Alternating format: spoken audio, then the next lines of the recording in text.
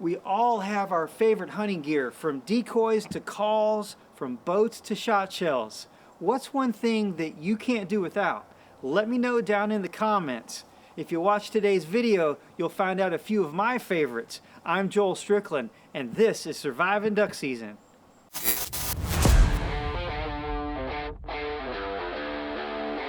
1. Thanks for watching.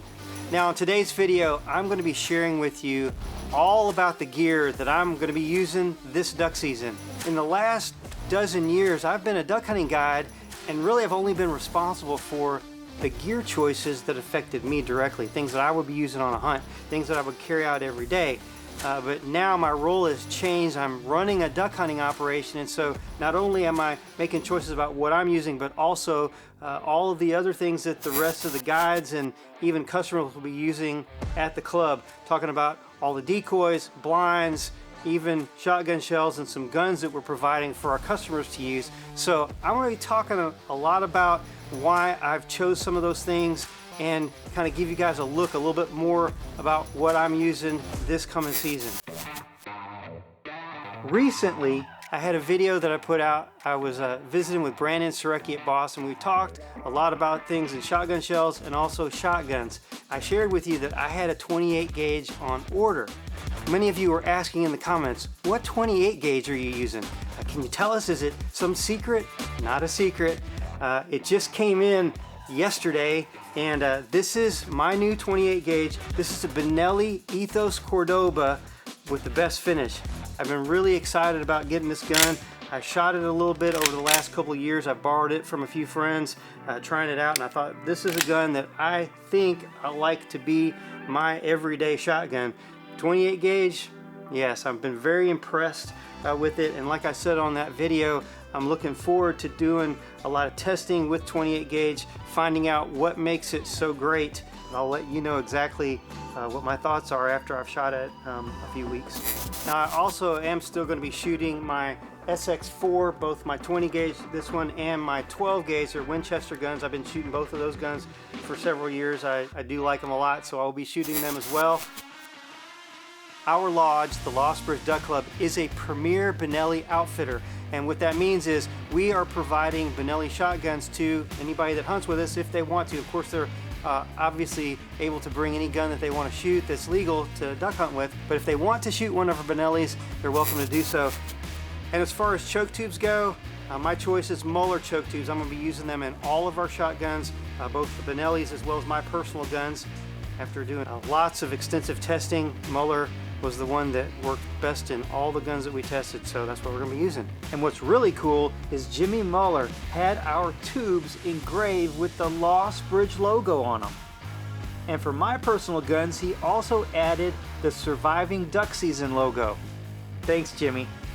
Now, we're also providing Boss shot shells for everybody that comes hunting with us. So we'll be using both War Chief and the Legacy loads. If you're hunting with us, you'll be able to shoot Boss on us.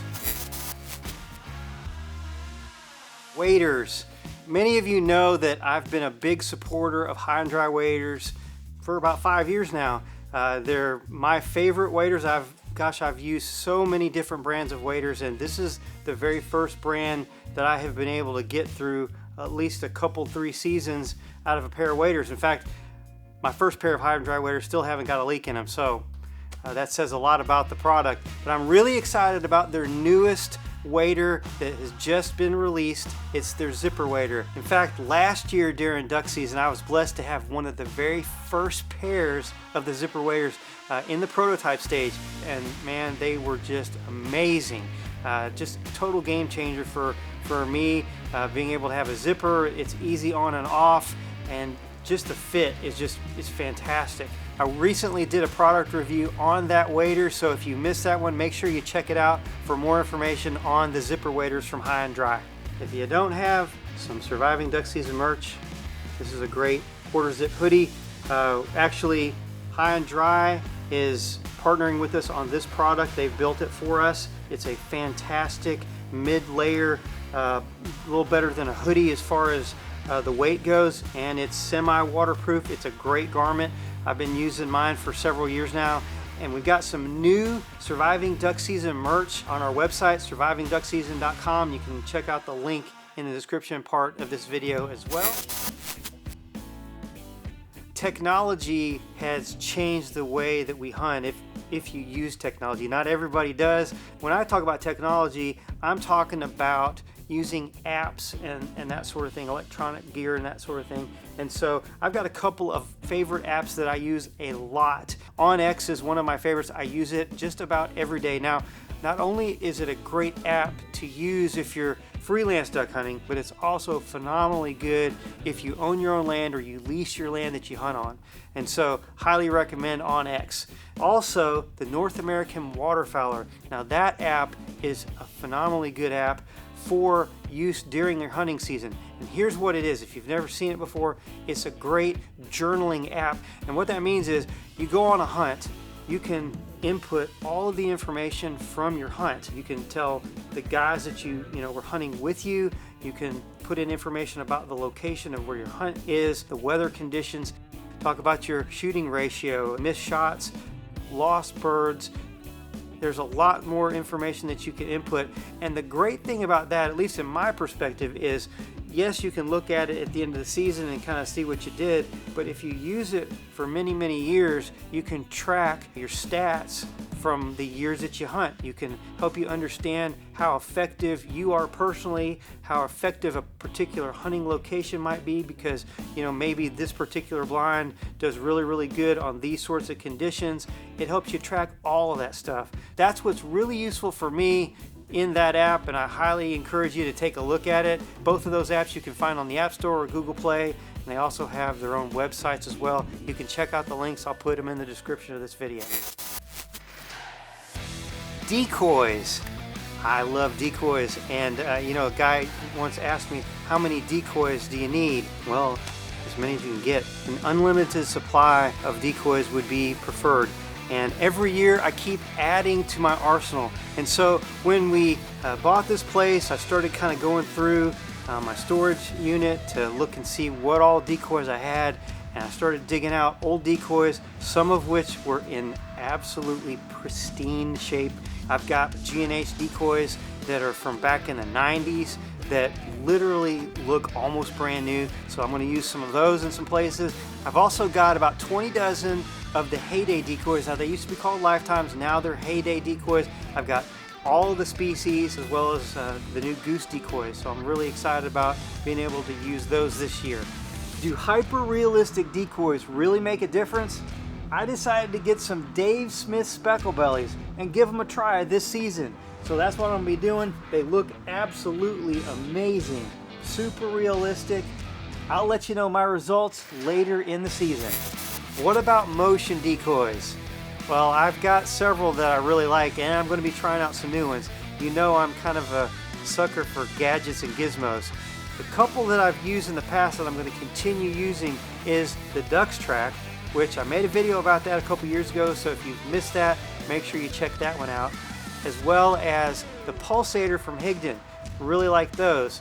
But I've also got a few new ones that I'm going to be trying out, like this Flashback 2 decoy. It's pretty cool looking, and I'm looking forward to putting those to use this year, as well as some others. I'm going to be doing some videos specifically on those new products down the road, probably in just a few weeks, so make sure you check those out when those videos drop. Duck and goose calls. The last several years I've been using a couple of different Mondos from RNT. I use the standard Mondo call, and I also have a couple of the Mondo shorts. And really they're basically the same insert with a shorter barrel. I like the shorter barrel. It's not quite as forgiving as the longer barrel is, but I just like the way it sounds. I feel like I can manipulate it better. It's really kind of a personal thing. And then I also have a Primos high roller call. This is a fantastic call to use for pintails. Really easy to use, sounds great, and it really works. This is my speckle belly call. This is the Big Dog by Redbone. Really like this call a lot. I guess I bought this call maybe about 4 years ago, and I wanted to get another one. My motto is if I find something that I really like, I buy 2 of them at least. That way if you have a problem, you need a backup, you lose one, whatever, you got another one. I did buy another red bone call right here. This is their standard speckle belly call. It's not the big dog, but it is a great sounding call. I like it a lot. It's just a little bit different, handles a little bit differently, but it's a fantastic call. I'm really gonna like this one. And finally, this is a new call for me as well. I just picked this one up. This is a red bone snow goose call. This is the B2. It's new for this year. When I listened to a sound file on it, I was like, that's the best snow goose call I have ever heard. I mean, usually what I've done over the years is I just use my spec call and just, you know, make it sound like a snow goose. It sounds pretty good, but that's nothing compared to this. And I'm not gonna embarrass myself and blow it for you right now because I've really not got it dialed in yet. I'm gonna take some more practice with it over the next several weeks in preparation for the upcoming season, and I'll be dialed in and really look forward to it. So that's the calls that I'm using this season. I started duck hunting in the mid-'80s, and that was in a time where we didn't have all of the great options in gear and all the great options in apparel that we have today. I mean, I started out hunting in flannel shirts, wearing Dad's army jacket. Today, it's a lot different than that. So as I look back over the last 3 decades and watch the progression of technology change in the way that textiles and the way that garments are made. New fabrics like Gore-Tex, Thinsulate, that allows us to have insulation that's lighter, that allows things to be breathable, waterproof. It's just really been a game changer as we've moved forward in small steps. And here we are today, really in the good old days, in an era that we can be comfortable, having lightweight clothing to be able to manage our temperature, to not be too hot, not be too cold, and certainly to be waterproof. In the last year, I've started using several products from the company AVES. AVES makes premium technical waterfowl gear. The founders of AVES have done a great job in designing some very useful waterfowl gear because they themselves are waterfowlers. They've hunted all over North America. They know exactly the kind of gear that we would want because, you know, they're waterfowlers, and their gear is a premium line. It's really the best of the best. It's super lightweight. It's all very intentionally designed to help you manage your body temperature and to keep you dry. I'll be doing an in-depth look at many of AVES gear, their jackets and blind bags and that sort of thing, coming up on a future video, so make sure you check it out when that video drops. What about transportation on the hunts that we're doing at the Lost Bridge Duck Club? Well, of course we're going to have a few boats that we'll be using, but I've also have a couple of Polaris Rangers.